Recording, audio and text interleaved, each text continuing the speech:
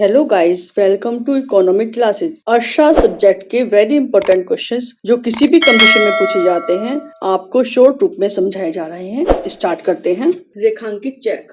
रेखांकित चेक की विशेषता यह है कि उसका भुगतान नगद में नहीं किया जाता, बल्कि चेक में लिखी हुई रकम पे के आदेश प्राप्त व्यक्ति के खाते में जमा कर दी जाती है। जब चेक के ऊपर लेफ्ट साइड में दो समानांतर रेखाएं बना दी जाती हैं, तो वह चेक रेखांकित चेक बन जाता है और इसका भुगतान किसी खाते में उसे जमा करके ही प्राप्त किया जा सकता है। नेक्स्ट, आदिष्ट चेक क्या है? जब किसी धारक चेक में से धारक शब्द को काट दिया जाता है अथवा उस चेक पर ऑर्डर लिख दिया जाता है तो वह चेक आदिष्ट चेक बन जाता है, यानी ऑर्डर चेक बन जाता है।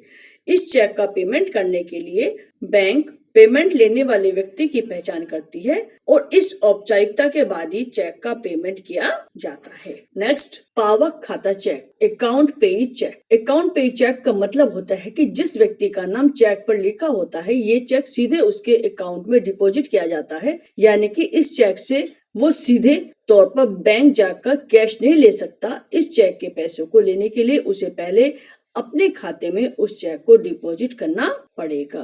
नेक्स्ट, सामान्य हुंडी। महाजनी चेक एक प्रकार का हेड नोट होता है। यह वह पत्र जो कोई महाजन किसी से ऋण लेने के समय उसके प्रमाण स्वरूप ऋण देने वाले को लिख कर देता है। इस पर यह लिखा होता है कि यह धन इतने दिनों बाद इंटरेस्ट सहित चुका दिया जाएगा। नेक्स्ट, श्रम विभाजन। किसी कार्य की संपूर्ण प्रक्रिया को एक ही व्यक्ति के द्वारा न कराकर विभिन्न चरणों को अलग अलग लोगों से पूरा कराने की प्रक्रिया ही श्रम विभाजन कहलाती है।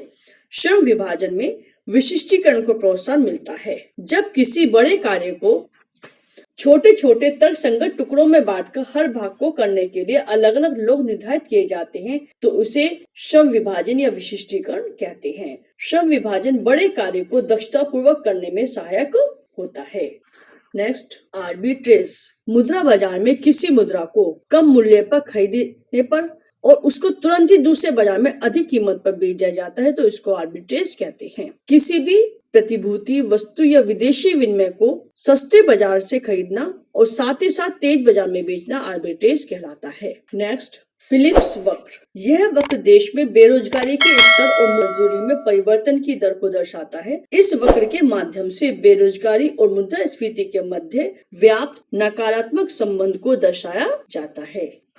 नेक्स्ट टॉपिक, आर्थिक समृद्धि। किसी भी इकोनॉमी में होने वाली वास्तविक आय में वृद्धि से मतलब ही होता है कि वहां पर उस कंट्री की आर्थिक समृद्धि हो रही है। सामान्य रूप से यदि किसी भी देश की सकल घरेलू उत्पाद यानी कि उसकी जीडीपी और प्रति व्यक्ति आय में वृद्धि होती है तो कहा जाता है कि उस देश में इकोनॉमिक डेवलपमेंट, प्रॉस्पेरिटी हो रही है। नेक्स्ट, से का बाजार नियम। प्रोफेसर से के बाजार नियम के अनुसार पूर्ति अपनी मांग का स्वयं निर्माण करती है। से के अनुसार जिस अनुपात में पूर्ति बढ़ती या घटती है उसी अनुपात में ही उत्पादन के साधनों की क्रय शक्ति और उनकी मांग भी बढ़ती या घटती है। इस प्रकार मांग और पूर्ति सदैव एक दूसरे के बराबर होते हैं। जितना भी माल होता है वह स्वयं ही बिक जाता है। ये प्रोफेसर से का कहना है। नेक्स्ट, ई चौपाल। ई चौपाल किसानों के लिए इंटरनेट की इस्तेमाल की सुविधा मुहैया कराने का एक माध्यम है। किसान ई चौपाल के माध्यम से अपने गांव में ही खेती से जुड़ी तमाम नई नई जानकारी हासिल कर सकते हैं और अपनी समस्याओं को अधिकारियों तक पहुंचा सकते हैं। खेती में आधुनिक तकनीकों का इस्तेमाल कर सकते हैं। ई चौपाल आईटीसी लिमिटेड की एक अनोखी पहल है। नेक्स्ट, उत्पादन फलन। किसी वस्तु का उत्पादन के साधन भूमि, श्रम, पूंजी, तकनीक और उद्यमी के प्रयोग का परिणाम होता है और इन साधनों की मात्रा के बीच जो तकनीकी फलनात्मक संबंध होता है उसको ही उत्पादन फलन कहते हैं। नेक्स्ट, चौथी दुनिया। अफ्रीका एवं एशिया के वे देश जहां आधारभूत संरचना की कमी, इंफ्रास्ट्रक्चर की कमी, औद्योगिक उत्पादन की कमी, आय और शिक्षा का स्तर निम्न होता है, ये वे देश होते हैं जो विदेशी सहायता और ऋण पर हमेशा निर्भर रहते हैं। इनको चौथी दुनिया के देश कहते हैं। Next, advance decline. किसी खास टाइम पीरियड के दौरान मूल्य वृद्धि वाले शेयर और मूल्य ह्रास प्रदर्शन करने वाले शेयर, उनकी संख्या जो होती है उनके अनुपात को एडवांस डिक्लाइन कहते हैं। नेक्स्ट, अधिकृत पूंजी। अधिकृत पूंजी में वह धन या पूंजी शामिल होती है जिससे व्यवसाय या अन्य प्रकार के संगठन को इकाई के चल रहे संचालन में उपयोग करने की अनुमति होती है। पूंजी की अधिकतम राशि जो शेयर धारकों को कंपनी में निवेश करने के लिए अधिकृत होती है। निवेशकों को जारी की जाने वाली जो भी शेयर पूंजी की संख्या होती है उसी को अधिकृत पूंजी कहते हैं।